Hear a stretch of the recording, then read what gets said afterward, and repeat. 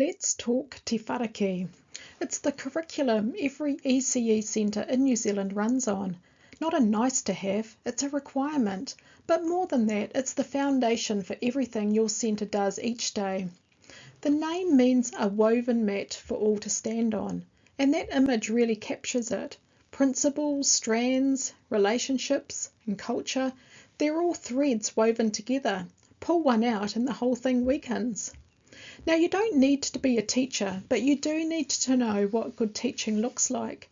So you can hire the right people, that you can lead well, and you can spot when something's off. The centres that really live Te Whāriki, not just file it away. They stand out. You can feel it when you walk in. The team are confident, the tamariki are thriving, whānau feel it, and so do reviewers. There's a lot in here, so let's unpack it together. Te Whāriki is built on 4 principles and 5 strands. So the principles are how we think. They sit behind every decision in your centre. Let's look at empowerment. Grow every child's mana. Children learn best when they feel capable and valued. Build them up, don't manage them down. Holistic development. The whole child matters. You can't separate learning from everything else going on for them. Family and community, so the child doesn't arrive alone. Their whānau, their culture, their community, they're part of who they are, and it should be part of your program.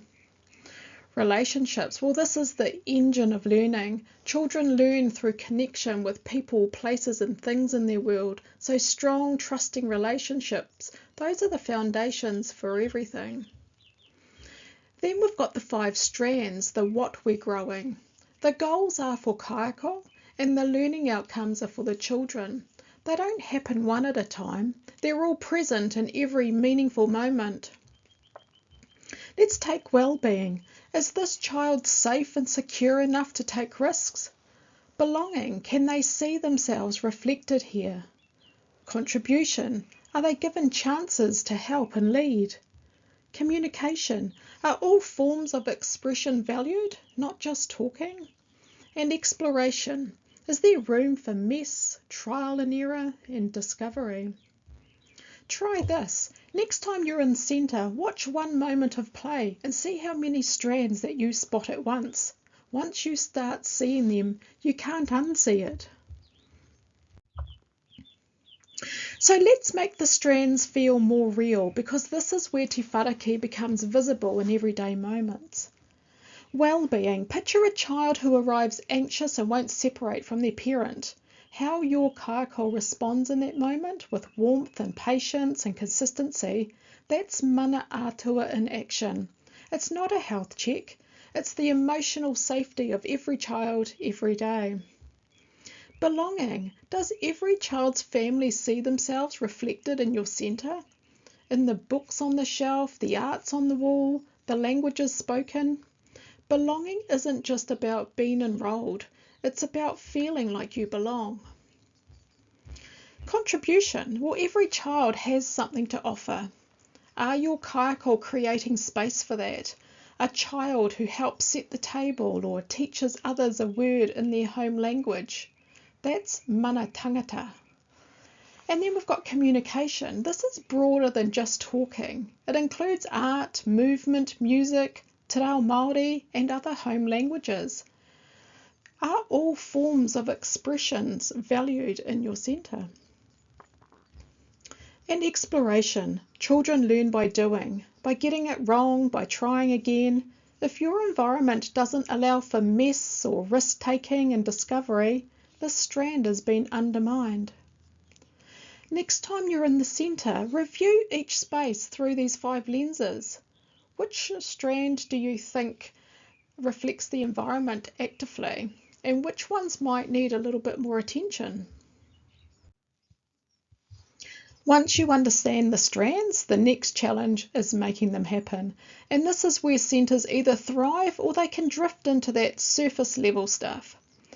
So the 3 parts to this, and they work best together, but you don't need all 3 perfect at once. Having strong practice doesn't appear overnight. Your job is just to create that culture where improvement is ongoing. So with curriculum design, your kaiako will be noticing what the children are into at the moment, and they will build on that, and then they will start documenting what they see. If a child is fascinated by water, they'll extend it with new materials or questions. They won't just move on to something unrelated. So that's responsive planning. And then kaiako's practice. This is what you'll notice most in the rooms. Watch how kaiako interact with children. Good practice looks like crouching down and being fully present and asking them, oh, what do you think might happen next? And really listening. So your curriculum comes alive in everyday interactions and intentional teaching. If you're mostly seeing instructions or crowd control, that's worth a conversation. Partnerships with whānau, much simpler than it sounds.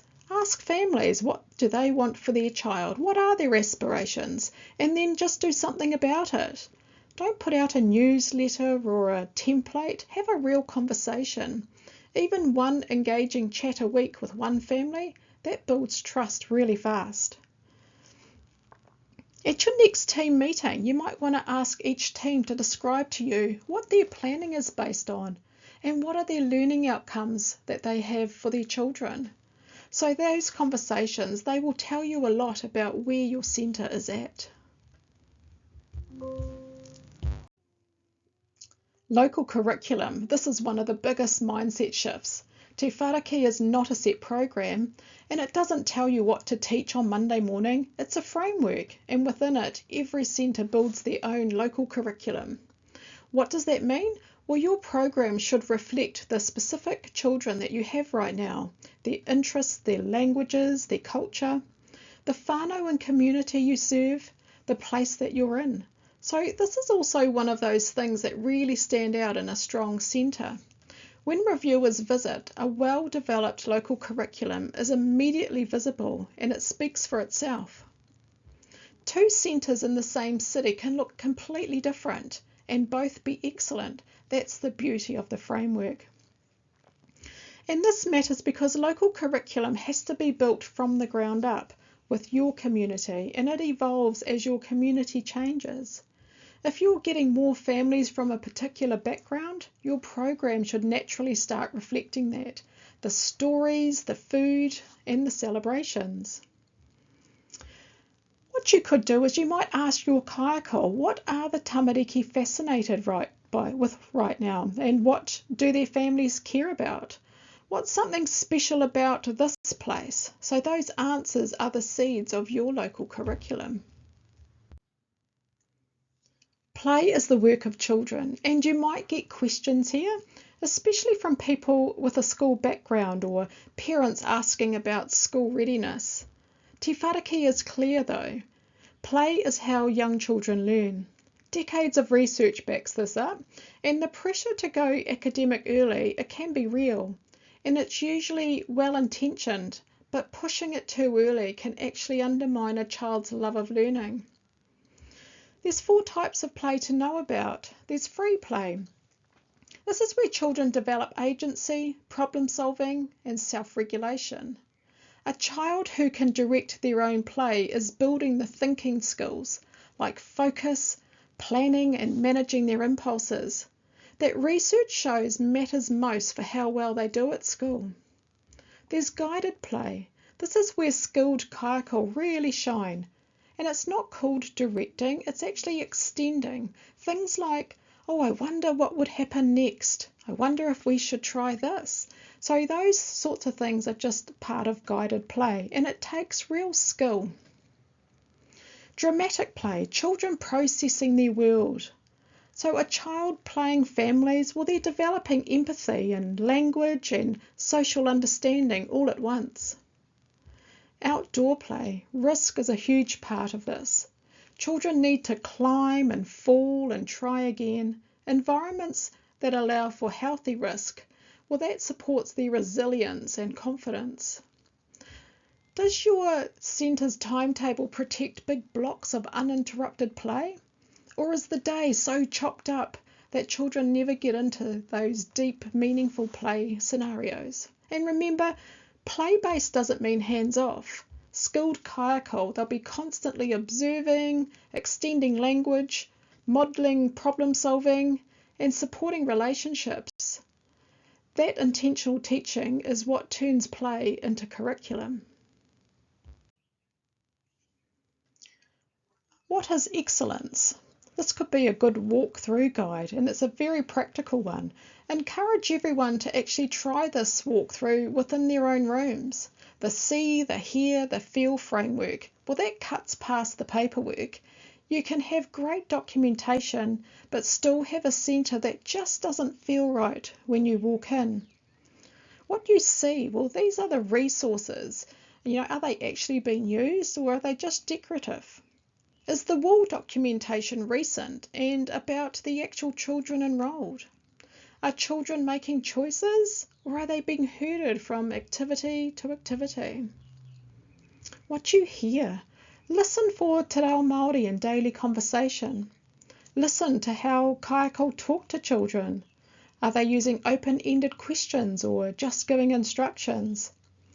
What do you think will happen now sounds very different from put that down. So in a thriving centre, you will hear children's voices more than adults. And what you feel, trust your gut here. Does it feel calm and purposeful? Does it feel chaotic? Do the kaiako seem happy to be there? And when you walk in, do children look up with curiosity or with hesitation? So make this a habit. Even just 20 minutes of quiet observation a week gives you an incredibly valuable window into how Te Whāriki is actually living in your centre. Try it soon. Just observe. Write down 3 things that you see, hear and feel. Then ask, is this the centre I want it to be? Every centre has areas to strengthen, and recognising them early is good leadership. So these are some common areas just to be mindful of. Tick box compliance. You'll notice this when the team talks about doing Te Whāriki, like it's a separate task to check off on a Friday. When it's truly embedded, it's actually invisible because it should be everywhere. Te Whāriki as a static document. Some centres pull the book out once a year for their annual review and they put it back on the shelf. Kaiako should be able to talk about it naturally and not just point to where it sits. Surface level bicultural practice. So a few Māori words on a poster is kind of a start, but the goal is that te reo and tikanga being purposefully woven into daily life. Greetings and waiata and how you welcome families within planning and assessment and the values shaping your culture. And week documentation. If learning stories say, today Jaden played with the blocks and he had fun, well, that's an activity log, not a learning story. A real one connects to a strand and reflects on development and asks, what comes next? And over-structured days. If your timetable has 15-minute slots and children don't get into that deep play, consistent transitions, well, they're exhausting for everyone. And whānau involvement. Are families genuinely shaping the curriculum, or are they just receiving updates? Because there's a big difference. Have a think about which one or two of these feel most relevant to your centre right now. A great starting point for a team conversation. The quality of your centre comes down to the quality of your people. It's not your building or your resources, it's your kaiako. Te Whāriki is only as good as the people who bring it to life. What kaiako are responsible for? Well, it's observations and assessments. Active, intentional noticing. A skilled kaiako can watch a child for 5 minutes and tell you which strand they're working in. And then curriculum planning. It's responsive and not prescriptive. It starts with what the children are doing. And then documentation and reflection. This takes real time. If kaiako are rushing it in 10-minute gaps, that's a resourcing issue, not a capability one. So what you need to provide is non-contact time. That's essential for planning and reflecting. And professional development, budget for it. Manageable ratios. Yes, you have the legal minimums, but having 10 6-month-olds compared to having 10 18-month-olds, well, they're very different. And creating a culture of inquiry. A team that questions and reflects keeps improving, and you set that culture. If your kaiako are burning out, children aren't getting the best of Te Whāriki. Staff well-being and child outcomes, they're directly linked. Ask one of your leaders this week, what do you and your team need more of to do your job well? There's a real difference between a centre that says we welcome all children and then one where every child actually feels that they belong. The first is a policy and the second is the practice. So every child arrives with a cultural identity, a home language, a family story. Treat those as assets. A child who speaks Samoan at home, well, they're not behind in English language in the centre. They're bilingual. Does your centre celebrate this? Look at your walls, your bookshelves, the dolls in the home corner. Do they all reflect the actual children in your centre? Not a generic multicultural poster, the specific families that you serve. If a Tongan child walks in and sees nothing that looks like their world, well, that's a belonging gap and it's worth fixing. In New Zealand, culturalism isn't optional. It's the foundation. Te Tiriti gives Māori a specific and protective status, and it's different from multiculturalism. Yes, both matter, but they're not the same thing, and your centre needs to honour both. A practical test. You might want to ask a child what's special about your family, and if they look uncertain, your environment might not be affirming their identity as strongly as it could. Try a mirror audit. Go through every space and ask whose culture is reflected here. Whose is missing? Make a list and start filling those gaps. Your kaiako are the living expression of Te Whāriki. Their relationships with children bring the curriculum to life. Their role is to observe and listen. A kaiako who is genuinely curious about children, who sees them as individuals to know rather than a group to manage, they're already doing Te Whāriki. When you're hiring, watch how candidates interact with children. Do they get down to their level? Do they ask questions? Do they actually listen? And then they create and respond. The environment is sometimes called the third teacher. A skilled kaiako doesn't just set up activities, they design spaces that invite curiosity and allow for mess and discovery. Then they respond to what children actually do, and this takes both creativity and attentiveness. They grow and reflect. The best kaiako are always looking to grow. They question themselves, they seek feedback. Your job is to create the conditions where that reflection is possible and valued. Something to watch for, kaiako who are technically competent but emotionally disengaged. They do the right things but they aren't quite present. Children feel this. It shows up in behaviour and in attachments and in the atmosphere of the room. You might want to observe some kaiako every now and again. Count how many times they start genuine conversations with a child. Not an instruction and not a correction, but a real conversation. That number will tell you a lot. A whāriki mat isn't just decorative. It's functional, it's durable, and it's made to be stood on. So every strand has a purpose. Every thread strengthens the whole. That's what you're building, a foundation children will stand on for the rest of their lives. So the research is clear. The quality of a child's first 5 years has a greater impact on their long-term outcomes than almost anything else. Brain development, emotional regulation, language, social skills, resilience, all being shaped right now in your centre by your kaiako. Te Whāriki exists because New Zealand made a commitment. Every child, regardless of background, deserves a high-quality early childhood experience. Your centre is part of that promise. A question to sit with. In 20 years, when these children are adults, what do you want them to have taken from their time with you? Not what they learnt, but who they became. That's what Te Whāriki is asking you to think about.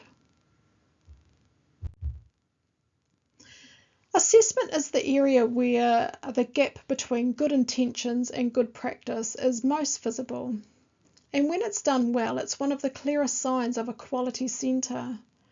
The key phrase from Te Whāriki, that assessment should make valued learning visible. Not all learning, but valued learning. So kaiako need to make that thoughtful judgment about what matters and not just recording everything. Most assessment in a good centre is informal. It's happening in real time as kaiako notice and respond. The formal documentation is the tip of the iceberg, but it's the most visible part, so it needs to be strong. Learning stories, well, a good one isn't a description of an activity.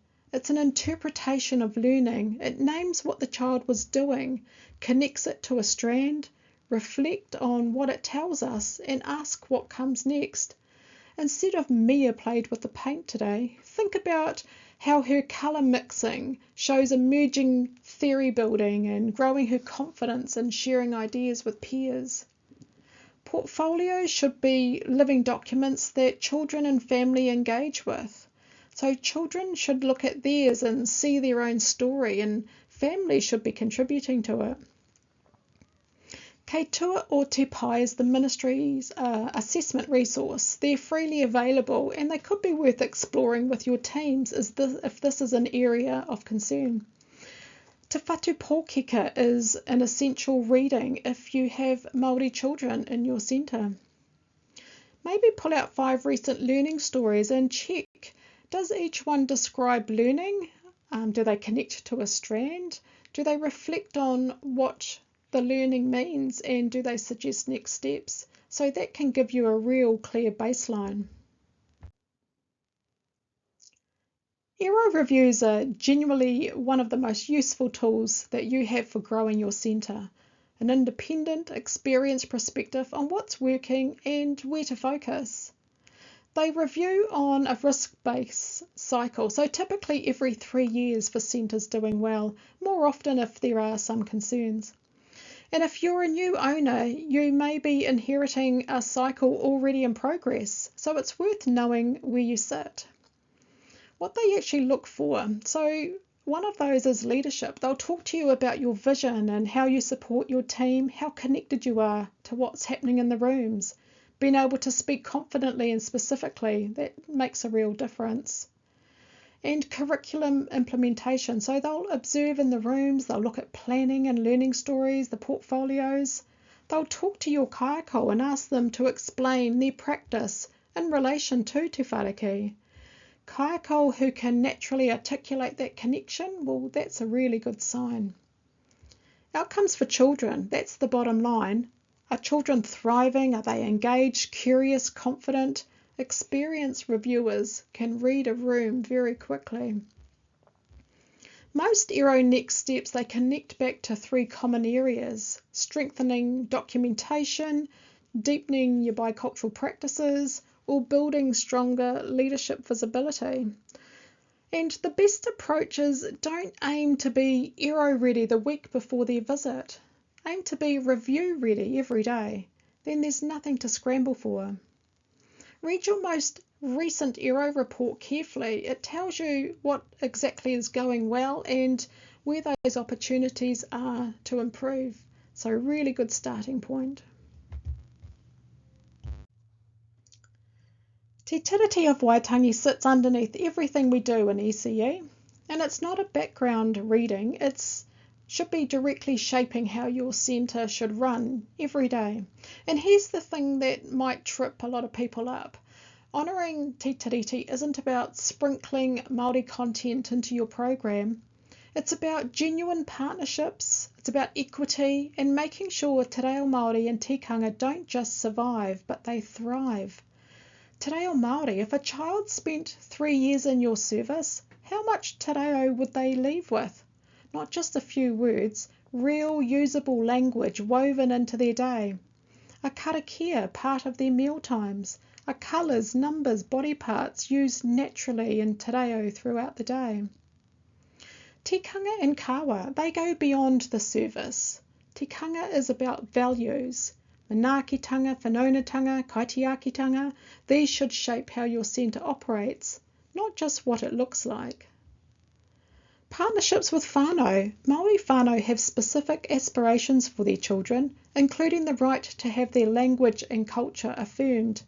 Are you asking Māori families what they want, and are you acting on it? Does your centre feel like a place where Māori children truly belong? Not just welcome, but belong. If you don't yet have kaiako with strong te reo competency, that might be worth considering as a staffing priority. Building a bicultural program, well, that takes genuine capability alongside goodwill. So have an open conversation with your team. Where is your bicultural practice? And where do you think it might still be developing? And use that as a starting point. Te Whāriki is not optional, it's embedded in our regulations. So your service agreement with the ministry requires you to implement a curriculum consistent with Te Whāriki. So that means planning, assessment, environments and practice all need to demonstrate and reflect the principles and strands. We follow Te Whāriki isn't enough on its own. You need to show how.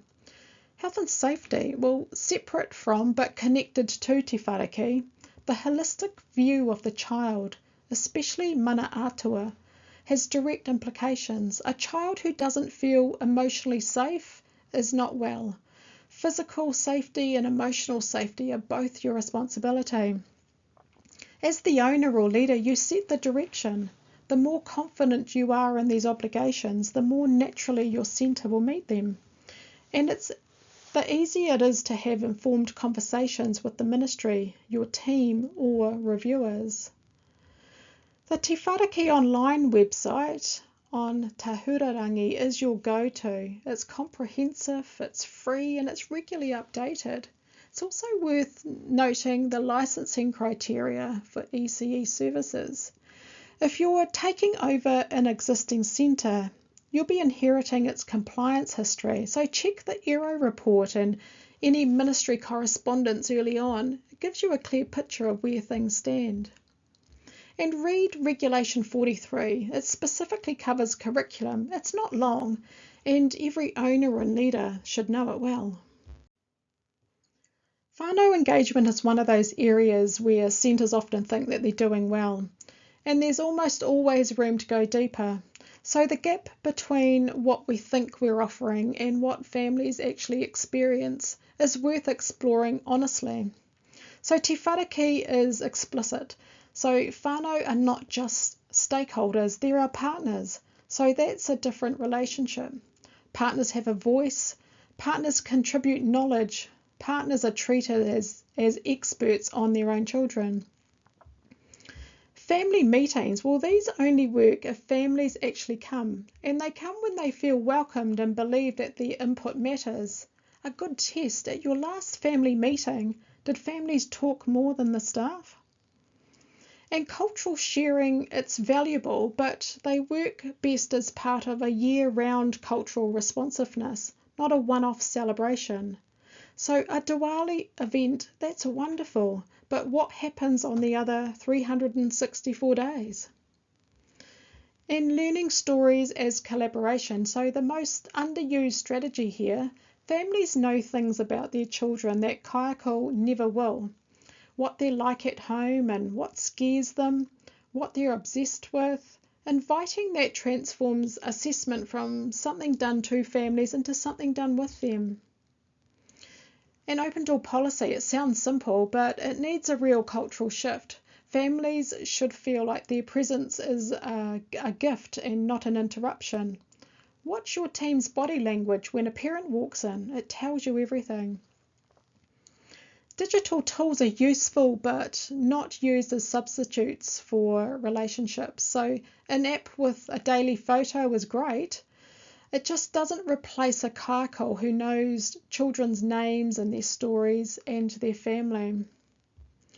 Consider sending a short anonymous survey out to your family with one particular question. Do you feel genuinely involved in your child's learning at our centre? And the answers will tell you where you actually sit there. Professional development is one of the most impactful investments that you can make. It shows up directly in program quality.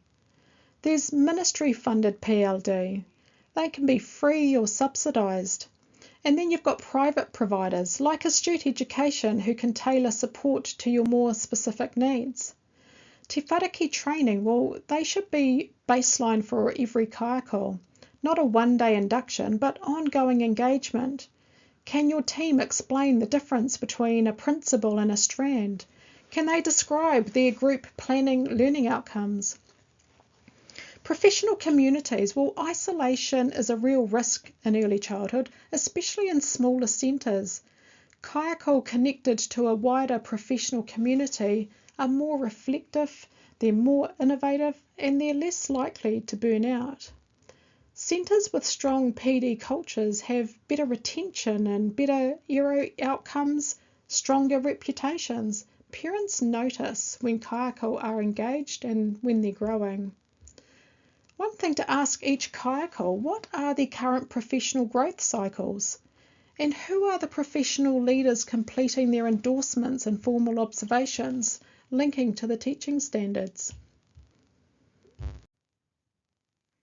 The transition to school is one of the most significant events in a young child's life. How your centre handles it has real impact on those first few weeks and on how children feel about learning for years to come. Help families understand that the dispositions that their child developed through Te Whāriki, like curiosity, resilience, belonging and communication, are exactly what the New Zealand curriculum values. The language changes, but the foundations are the same, and you'll see that connection from page 51 of Te Whāriki. Transition reports, well, these are only useful if they're specific. Aroha is a lovely child who enjoys art. Well, that tells the receiving teacher very little. A strong learning journey or a transition report, they'll describe how this child learns, what interests them and what supports them when they're anxious and what their family's hopes and aspirations are for them. That's a handover that actually helps. Kaiako preparation. So the best preparation for school isn't academic. It's strong self-regulation, curiosity, confidence to try new things. Those come from rich play-based environments, not worksheets, and being able to convey that to families is essential. School collaboration. If you don't have a relationship with your local primary school, build one. Invite the Year 1 teachers to visit.